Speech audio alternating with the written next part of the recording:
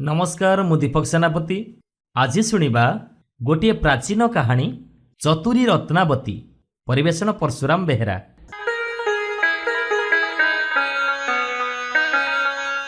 गरीब लोकटिए तार रत्नावती बोली गोटे झील थिला। सते कि गोटे चाउल रे गढ़ा ता रूप तेजरे अंधार घर भी आलुओ हो जाउथिला। राइजर केते लोक ताकू बाहा हवा पई चाहि बसी थांती। रूपकू पुणी गुण बळे बारियाडे 25 हाथ गहिरर गातटीए खोली थाए आउ पण करि थाए जीए एई खालकू धन दरबरे भरीदब मु ताकू बाहा हेबी। ए कथा सुनी समस्ते पछेइले। बाहा हेबे बोली कण मागी खाइबे?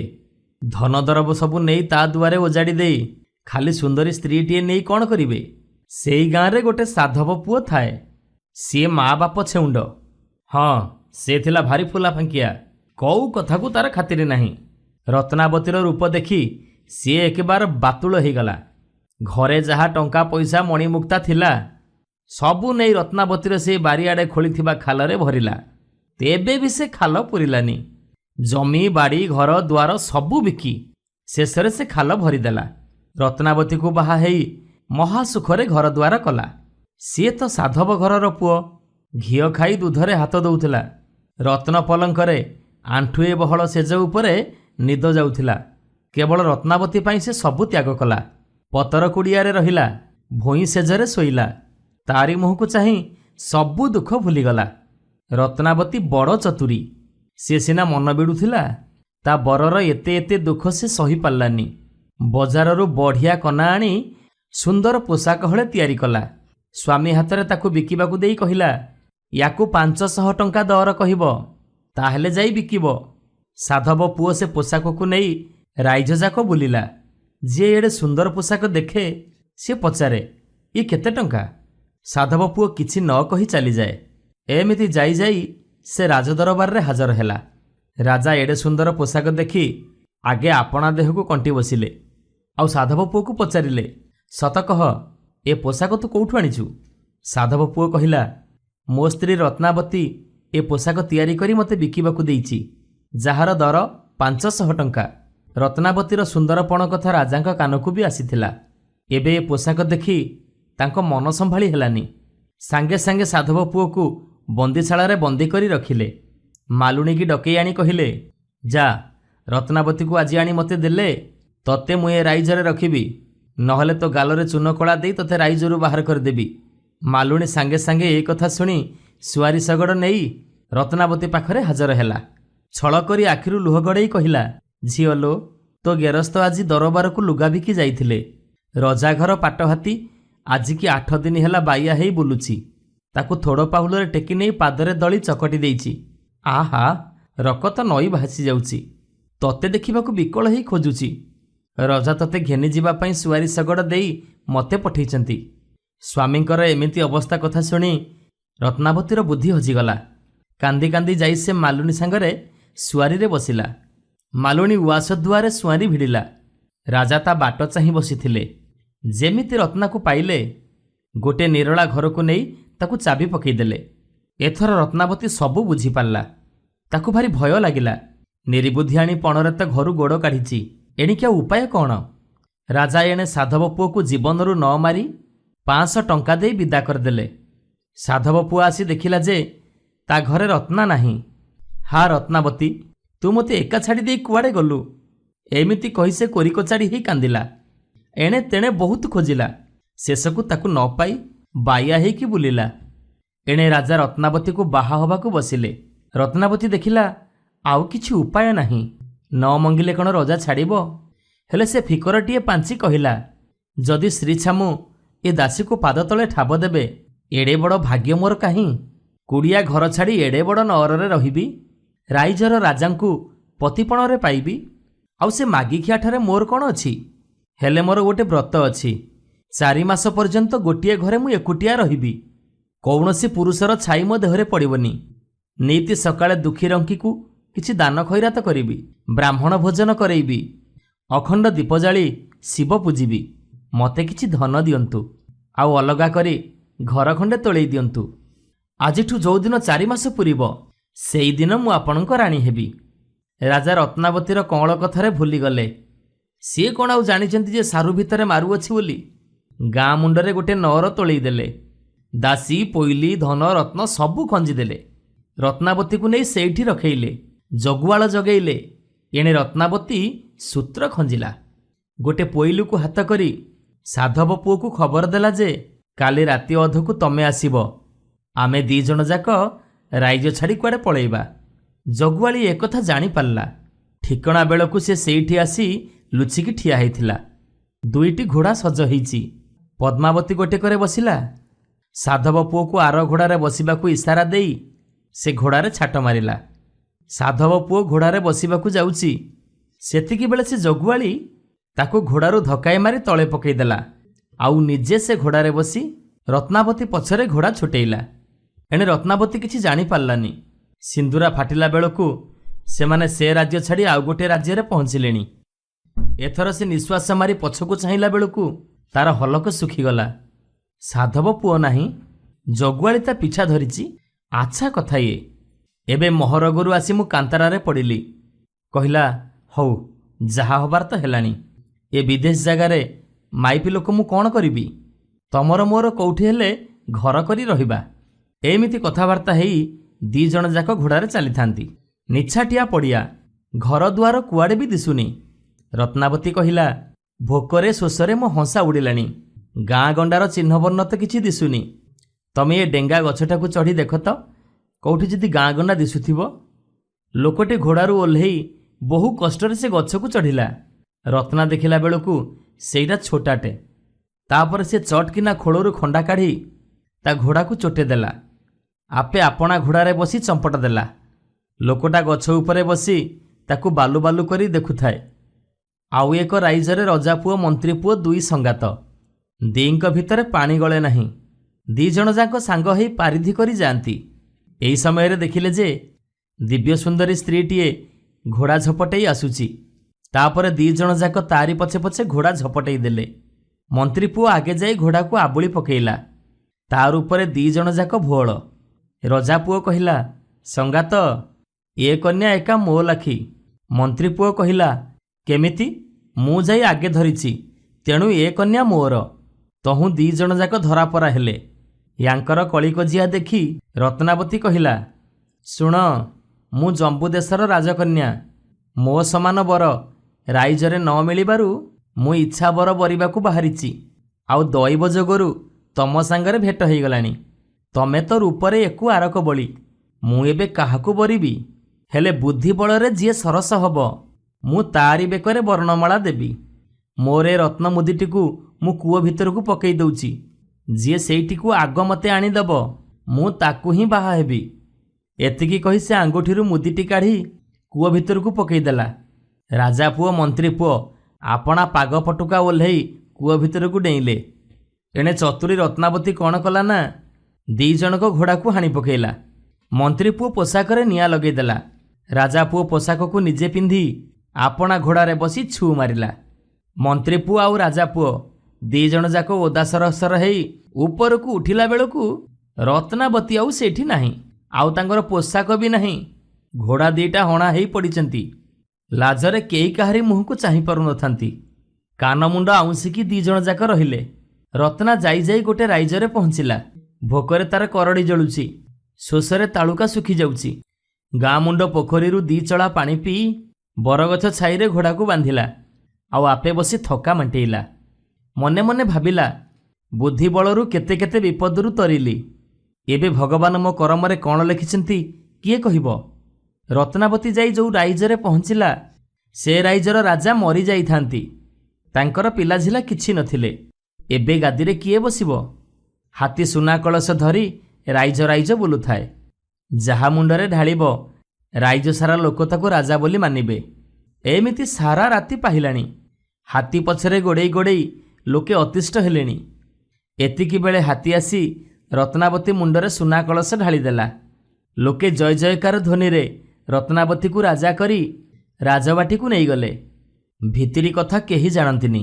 ରତ୍ନାବତୀ ରାଜା ହେଇ ପ୍ରଜା ପାଳୁଥାଏ। ଏଣେ ପୂର୍ବରୁ ଯେଉଁ ରାଜା ରତ୍ନାକୁ ଚୋରେଇ ନେଇଥିଲେ, ସେ ସବୁବେଳେ ରତ୍ନାକୁ ଝୁରି ଝୁରି ପାଗଳ ହେଇଗଲେ। ପ୍ରଜାମାନେ ତାକୁ ତଡ଼ି ଦେଇ ନୂଆ ରାଜା କଲେ। ସେ ରତ୍ନାକୁ ଖୋଜି ଖୋଜି ବାହାରିଲେ। ଏଣେ ସାଧବ ପୁଅ ତ ରତ୍ନାବତୀକୁ ନ ପାଇ ବୁଲୁଛି। ସେ ତାଙ୍କରି ସାଙ୍ଗରେ ସାଥୀ ହେଲା। ବାଟରେ ଆସୁ ଆସୁ ଛୋଟାକୁ ଭେଟିଲେ। ତାଠାରୁ ସବୁ କଥା ଶୁଣିଲେ। ଛୋଟା କହିଲା, ଭାଇ ମୋତେ ତମ ସାଙ୍ଗରେ ନିଅ, ମୁଁ ତମ ସାଙ୍ଗରେ ତାକୁ ଖୋଜିବି। ଏମିତି 3 ଜଣ ଯାକ ସାଙ୍ଗ ହେଇ କିଛି ବାଟ ଗଲା ପରେ ରାଜା ପୁଅ ମନ୍ତ୍ରୀ ପୁଅକୁ ଭେଟିଲେ। ସେ 2 ଜଣ ବି ପାଗଳଙ୍କ ପରି ରତ୍ନାବତୀକୁ ଖୋଜୁଥାନ୍ତି। ଏ 3 ଜଣଙ୍କ ଠାରୁ ସବୁ ଘଟଣା ଶୁଣି ସେ 2 ଜଣ କହିଲେ, ଚାଲ ଆମେ 2 ଜଣ ବି ତମ ସାଙ୍ଗରେ ଯିବୁ। ଏମିତି 5 ଜଣ ସାଙ୍ଗ ହେଇ ଚାଲିଲେ। ଯାଉ ଯାଉ ରତ୍ନାବତୀ ଯୋଉ ରାଜ୍ୟରେ ରାଜା ହେଇଛି ସେଇ ରାଜ୍ୟରେ ପହଞ୍ଚିଲେ। ରତ୍ନା ଜଗୁଆଳି ଜଗେଇଥାଏ। ଯିଏ ଯୁଆଡ଼ୁ ବିଦେଶୀ ଆସିବେ ତାଙ୍କୁ ଆଗ ଧରି ଆଣି ନଅରରେ ହାଜର କରେଇବ। ସିପାହୀମାନେ ଇଏ 5 ଜଣଙ୍କୁ ଧରି ଆଣିଲେ। ରତ୍ନା ଆଢ଼ୁଆଳରେ ରହି ଏମାନଙ୍କୁ ଚିହ୍ନି ପାରିଲା। ଆପଣାର ନାରୀ ମୂର୍ତ୍ତିଟି ଗଢ଼େଇ ନଅର ଦୁଆରେ ରଖେଇଥାଏ। 4 ହାତରେ ଏମାନଙ୍କୁ ସବୁ ସେଇଠିକି ପଠେଇଦେଲା। ଏଣେ ଆଢ଼ୁଆଳରେ ଥାଇ ସେ ସେମାନଙ୍କ କଥା ସବୁ ଶୁଣୁଥାଏ। କିଏ କ'ଣ କହୁଛି। ଇଏ 5 ଜଣ ଯାକ ରତ୍ନାବତୀର ମୂର୍ତ୍ତିକୁ ଦେଖି ମୁହଁ ଚାହାଁ ଚାହିଁ ହେଲେ। ଇଏ ମୂର୍ତ୍ତି ଏଠି କେମିତି ଆସିଲା? ରତ୍ନାକୁ ଖୋଜିବାକୁ ଆସିଥିବା ରାଜା କହିଲେ, କେଡ଼େ ଚତୁରିଲ ତୁ, ଜଗୁଆଳିଙ୍କ ଆଖିରେ ଧୂଳି ପକେଇ ଚାଲି ଆସିଲୁ। ତୋରି ପାଇଁ ମୋ ମାନ ମହତ ସବୁ ଗଲା। ଶେଷକୁ ମୋ ରାଇଜ ଛାଡ଼ି ମୁଁ ତତେ ଖୋଜୁଛି। ତତେ ଯଦି ମୁଁ ଏବେ ସାମ୍ନାରେ ପାଆନ୍ତି ଟିକି ଟିକି କରି କାଟି ରକ୍ତରେ ଚିତା ଘେନନ୍ତି, ତେବେ ଯାଇ ମୋ ରାଗ ସୁଝା ପଡ଼ନ୍ତା। ଛୋଟା କହିଲା, ମୋତେ ତୁ ଗଛକୁ ଚଢ଼େଇ ଦେଇ ଛୁ ମାରିଲୁ।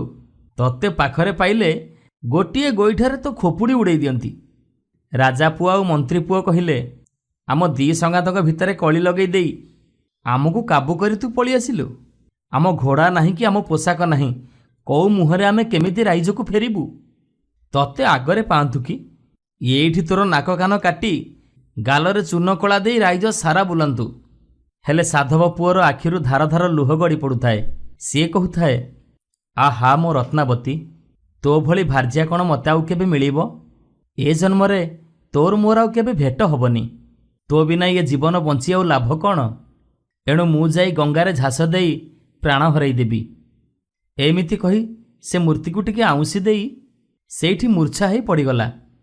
ଏସବୁ ଘଟଣା ଆଖିରେ ଦେଖିସାରି ରତ୍ନାବତୀ ସିପାହୀମାନଙ୍କୁ କହିଲା, କେଉଁ ଦେଶରୁ ଏ ଚୋର କି ତସ୍କରମାନେ ଆସିଛନ୍ତି, ରାଇଜରେ ବିତ୍ପାତ ଘଟେଇବେ। ୟାଙ୍କୁ ସବୁ ବାନ୍ଧି ଆଣ। 5 ଜଣ ଯାକ ବନ୍ଧା ହେଇକି ଆସିଲେ। ସେ ରାଜାଙ୍କୁ ଦେଖେଇ ରତ୍ନାବତୀ ସିପାହୀମାନଙ୍କୁ କହିଲା, ୟାକୁ ଟିକି ଟିକି କରି କାଟି ତା ରକ୍ତ ଆଣିଲେ ମୁଁ ଚିତା ଘେନିବି। ଆଉ ଛୋଟାକୁ ଦେଖେଇ କହିଲା, ୟାର ମୁଣ୍ଡଟାକୁ ଏଇଠି ମୋରି ଆଗରେ ଗୋଇଠା ମାରି ଛତୁ କରିଦିଅ। ରାଜା ପୁଅ ଆଉ ମନ୍ତ୍ରୀ ପୁଅ 2 ଜଣଙ୍କୁ ପାଖେ ଲେଖାଏଁ ଖିଅର କରି ନାକ କାନ କାଟି ଗାଲରେ ଚୂନ କଳା ବୋଳି ଦେଶ ପାର କରିଦିଅ। ଯିଏ ଯାହା କହୁଥିଲେ ସିଏ ତା ଫଳ ହାତେ ହାତେ ପାଇଗଲେ। ସାଧବ ପୁଅକୁ ଉଆସ ଭିତରକୁ ଅଣେଇଲେ। ଚନ୍ଦନ କର୍ପୂର ଲଗେଇ ଗାଧେଇ ଦେଲେ। ପାଟ ପିତାମ୍ବରୀ ପିନ୍ଧେଇ ଅଗରୁ ଚନ୍ଦନ ଫୁଲମାଳରେ ବେଶଭୂଷା କରେଇଲେ। ନଅରର ଇଷ୍ଟଦେବୀଙ୍କ ଦେଉଳକୁ ନେଇଗଲେ। ସିଏ ଠାକୁରାଣୀଙ୍କୁ ମୁଣ୍ଡିଆ ମାରିବ କ'ଣ, ତାର ତାଳୁରୁ ତଳିପା ଥରୁଥାଏ। ଆଉ ମନେ ମନେ ଭାବୁଥାଏ, ଏଇଥର ମୋର ଆୟୁଷ ପୂରିଲା। ଏଥର ବୋଧେ ମୋତେ ଏଇଠି ବଳି ଦେବେ। ମରଣ କାଳରେ ସିନା କିଏ କୋଉ ଦିଅଁ ଦେବତାଙ୍କୁ ସ୍ମରଣ କରେ। ସାଧବ ପୁଅ କିନ୍ତୁ ରତ୍ନା ନାମକୁ ଗୁଣି ହେଉଥାଏ। ଆହା, ତୋ ମୁହଁ ମୁଁ ଆଉ ଟିକେ ଦେଖିପାରିଲିନି। ମୋତେ ତୁ ଛାଡ଼ିକି କୁଆଡ଼େ ପଳେଇଲୁ? ଏତିକି ବେଳେ ରତ୍ନାବତୀ ଆସି ତା ଗୋଡ଼ ତଳେ ପଡ଼ିଗଲା। ଦିବ୍ୟ ବେଶଭୂଷଣ ହେଇଛି। ସୁନା ରୂପା ହୀରା ଲୀଳା ଅଷ୍ଟ ଅଳଙ୍କାରରେ ତା ଦେହ ଝଟକୁଛି। ସାଧବ ପୁଅକୁ କୁଣ୍ଢେଇ ପକେଇ କହିଲା, ଆହା, ମୋ ପାଇଁ ତମେ କେତେ କେତେ କଷ୍ଟ ନ ସହିଲ। ଏତେ ଦିନ ପରେ ମୁଁ ତମକୁ ପାଖରେ ପାଇଲି। ଏତିକି କହି ରତ୍ନାବତୀ ନିଜ ମୁଣ୍ଡରୁ ମୁକୁଟ କାଢ଼ି ସ୍ୱାମୀଙ୍କ ମୁଣ୍ଡରେ ପିନ୍ଧେଇ ଦେଲା। ସେଇଦିନଠାରୁ ସାଧବ ପୁଅ ସେ ରାଇଜର ରାଜା ଆଉ ରତ୍ନାବତୀ ରାଣୀ ହେଇ ସୁଖରେ ରାଇଜ ପାଳିଲେ।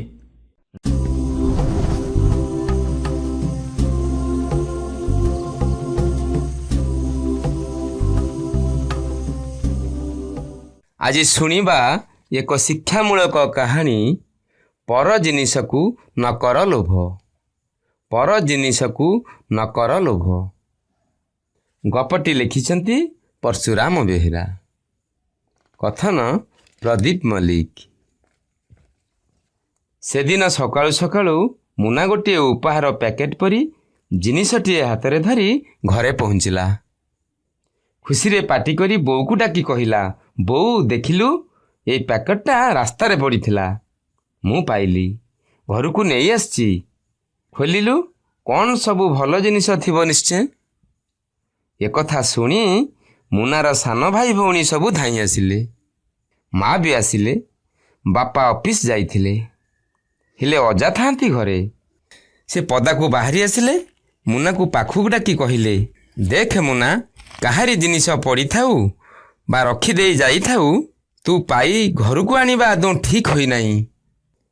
ଏଣୁ ତୁ ଆଗ ଯାଇ ସେଇଟିକୁ ଯେଉଁଠି ଆଣିଥିଲୁ ସେଇଠି ରଖିଦେଇ ଆସ। ତାପରେ ମୁଁ ତୋତେ ଗୋଟିଏ ଗପ କହିବି, ଯାହାଫଳରେ ତୁ ମୋ କଥାର ମର୍ମ ବୁଝିପାରିବୁ। ଅଜାଙ୍କ ଠାରୁ ଏକଥା ଶୁଣି ମୁନା ବାଧ୍ୟ ହୋଇ ସେଇ ପ୍ୟାକେଟଟିକୁ ନେଇ ଯଥାସ୍ଥାନରେ ରଖିଦେଇ ଆସି ଅଜାଙ୍କ ପାଖରେ ଗୁମସୁମ୍ ହୋଇ ବସିଲା। ଅଜା ଅନୁଭବ କଲେ ପିଲାଟାର ଜିନିଷ ପ୍ରତି ଲୋଭ ହୋଇଯାଇଥିଲା, ତା ମନ ଦୁଃଖ ହୋଇଛି। ସେ ମୁନାକୁ ନିଜ ପାଖକୁ ଟାଣି ଆଣି ପାଖରେ ବସେଇ ସମସ୍ତଙ୍କୁ ଡାକି କହିଲେ, ଶୁଣ ପିଲାଏ, ଗୋଟିଏ ଗପ କହୁଛି। ମୋର ଯୁବାବେଳର କଥା। ଥରେ ମୁଁ କଲିକତାରୁ ଫେରୁଥାଏ ଘରକୁ। ରାତି 10টাରେ ତ ଆମ ଗାଁକୁ ଶେଷ ଗାଡ଼ି। ସେଇ ଗାଡ଼ିରେ ମୁଁ ଆସିଥାଏ। ଗାଡ଼ିରେ ଆମେ ସେଦିନ ମାତ୍ର 5-6 ଜଣ ଲୋକ ଶେଷକୁ ଥାଉ। ଗାଡ଼ି ଆସି ବସ୍ ଷ୍ଟାଣ୍ଡରେ ରହିଲା। ସମସ୍ତେ ଓହ୍ଲେଇଗଲେ। ମୋର ତ ବ୍ୟାଗ୍ ଓ ବାକ୍ସ 2-3ଟା। ଏଣୁ ମୁଁ ଶେଷକୁ ଧୀରେ ସୁସ୍ଥେ ଓହ୍ଲେଇବାକୁ ରହି ମୋ ଜିନିଷପତ୍ର ଏକାଠି କଲି। ମାତ୍ର ମୁଁ ଦେଖିଲି ମୋ ଜିନିଷ ବାଦ୍ ଆଉ ଗୋଟିଏ ନୂଆ ଆଟାଚି ରହିଯାଇଛି। କିଏ ଛାଡ଼ି ଦେଇ ଯାଇଛି? ଆଉ ତ କେହି ନାହାନ୍ତି, ମୁଁ ଏକା। ଏଣୁ ମୋର ଲୋଭ ହେଲା। ମୋ ଜିନିଷ ସହିତ ସେଇ ଆଟାଚଟିକୁ ବି ନେଇ ଘରକୁ ଚାଲି ଆସିଲି। ଘରେ ପହଞ୍ଚି ମୋ ଜିନିଷ ସବୁ ରଖିଦେଇ ଆଗେ ବାହାର କଲି ସେଇ ନୂଆ ଆଟାଚଟିକୁ। ତାଲା ପଡ଼ିଥିଲା। ତୁମ ଆଈଙ୍କୁ ଡାକି ବଡ଼ କଷ୍ଟରେ ତଡ଼ାତଡ଼ି କରି ତାଲା ଖୋଲିଦେଲି। ଆଟାଚି ଖୋଲି ତା ଭିତରେ ଯାହା ଥିଲା ଦେଖି ଆମେ ଦିହେଁ ହତବାକ୍। ତା ଭିତରେ କ'ଣ ସୁନା ରୂପା ଥିଲା? ଉତ୍କଣ୍ଠାରେ ପଚାରିଲେ ପିଲା ସବୁ। ଅଜା କହିଲେ, ନା ରେ ନା, ତା ଭିତରେ ଥିଲା ଗୋଟିଏ କଟା ମୁଣ୍ଡ, ମଣିଷ ମୁଣ୍ଡ। ତରବରରେ ଆଟାଚିଟା ବନ୍ଦ କରିଦେଇ ଚିନ୍ତା କଲୁ, ଏବେ କରିବା କ'ଣ? ନାହିଁ ତ କିଏ ଦେଖିବ ବା ପୁଲିସ ଖବର ପାଇବ, ସିଧା ହାତକଡ଼ା ପକାଇ ଜେଲକୁ ପଠାଇଦେବ। ଏଇଟା ଯେତେବେଳେ ମୋ ପାଖରେ ଅଛି, ହତ୍ୟାକାରୀ ମୁଁ ନୁହେଁ ତ ଆଉ କିଏ? ମୁଣ୍ଡରେ ବଜ୍ର ପଡ଼ିଲା। ଦେହରୁ ଝାଳ ଗମ୍ ଗମ୍ ହୋଇ ବହିଯାଉଥାଏ। ଗୋଟାପଣ ନିଜକୁ ଧିକ୍କାର କରୁଥାଏ, କାହିଁକି ଲୋଭରେ ପଡ଼ି ଏ ମନ୍ଦ ବୁଦ୍ଧି କଲି? ସେଦିନ ରାତିରେ କେତେ ଲୁଚି ଛପି ଭୟ ଆଉ ଦୁଃଖରେ ଆଖିରୁ ଲୁହ ପୋଛି ପୋଛି ଯାଇ ଆଟାଚଟାକୁ ନଈରେ ଭସେଇ ଦେଇ ଆସିଲି। ଠାକୁରଙ୍କୁ ଜୁହାର ହୋଇ ଶପଥ କରି ଆସିଲି, ଆଉ ଦିନେ ପର ଜିନିଷ ପ୍ରତି ଲୋଭ କରିବିନି। ବୁଝିଲୁ ମୁନା, ତୁ ସେମିତି ଗୋଟିଏ ପ୍ୟାକେଟ କାହାର ନେଇ ଆସିଥିଲୁ। ଆଜିକାଲିକା କଥା ତ ଖବରକାଗଜରେ ପଢ଼ୁଥିବୁ। କେଉଁଠି ଉଗ୍ରପନ୍ଥୀ ଭୟ ତ କେଉଁଠି ସନ୍ତ୍ରାସବାଦୀ, କେଉଁଠି ନକ୍ସଲ ତ କେଉଁଠି ମାଓବାଦୀ ଭୟ। ଏଣୁ ତୁ ଯେଉଁ ଜିନିଷଟି ଘରକୁ ଆଣିଥିଲୁ ସେଥିରେ ବୋମା ନଥିବ ବୋଲି କିଏ କହିବ? ଏହା ଛଡ଼ା କେଉଁ ଡକାୟତ ମାଦକ ଦ୍ରବ୍ୟ ନେଇ ଯାଉ ଯାଉ ପୁଲିସ ଭୟରେ ପକାଇ ଦେଇ ଯାଇନଥିବ ବୋଲି କିଏ କହିବ? ଏସବୁ ଅଡ଼ୁଆ ଘରକୁ ଡାକି ଆଣିବା ଆମର ଦରକାର ନାହିଁ। ଏଣୁ ଆମର ପରଦରବକୁ ଛୁଇଁବା ଆଦୌ ଉଚିତ ନୁହେଁ। ଏବେ କହିଲ ପିଲା, ମୁଁ ଯାହା କହିଲି ସେଥିରୁ ତୁମେ କ'ଣ ଅନୁଭବ କଲ?